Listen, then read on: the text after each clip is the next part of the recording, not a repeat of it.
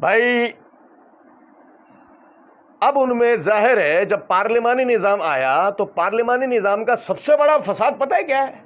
اس جمہوری ڈھکوسلے کا سب سے بڑا فساد یہ ہے کہ اس میں ایک ہوتا ہے حزب اقتدار، ایک ہوتا ہے حزب اختلاف، اور یہ اس کا حسن ہے۔ اگر حزب اقتدار اور حزب اختلاف نہ ہو تو یہ پارلیمانی نظام چل ہی نہیں سکتا۔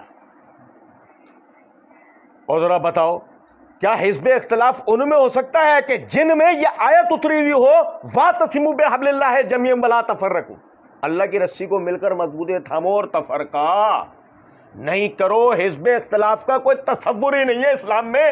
اسلام میں تو اختلاف کرنے والے کے لیے ایک ہی تصور ہے کہ جب تمہارے درمیان ایک خلیفہ کی بیعت ہو جائے کوئی اس کے خلاف کھڑا ہو اس کو قتل کر دو، کیونکہ وہ مسلمانوں کی اجتماعیت میں انتشار پیدا کرنا چاہتا ہے۔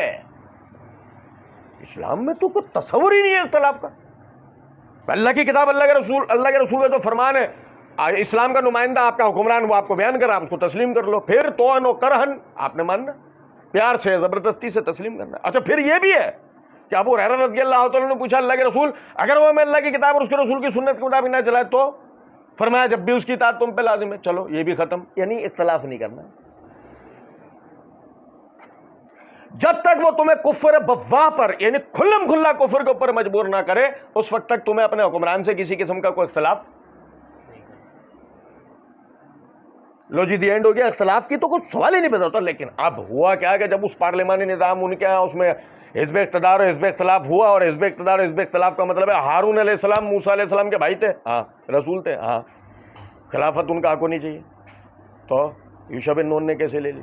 آئی سمجھ۔ سب سے پہلا اختلاف بنی اسرائیل میں یہی خلافت کے مسئلے پہ آیا تھا کہ یہ نہیں یہ ہوگا، یہ وہ سگا بھائی ہونا چاہیے نا، یہ کیوں ہے؟ جیسے آج ہمارے یہاں کالے والے کہتے ہیں نا علی چچا زاد بھائی تھے نا، ان کا حق تھا نا، ابو بکر عمر عثمان نے کیوں لے لی؟ سمجھے ہیں کچھ بات کو ہے نہیں، موضوع نہیں ہے، ورنہ ہے بڑا دلچسپ موضوع کہ کون کون سی باتوں میں کہاں کہاں کس کس طرح مماثلت پائی جاتی ہے، حیران کر دینے والی مماثلت، موضوع نہیں ہے۔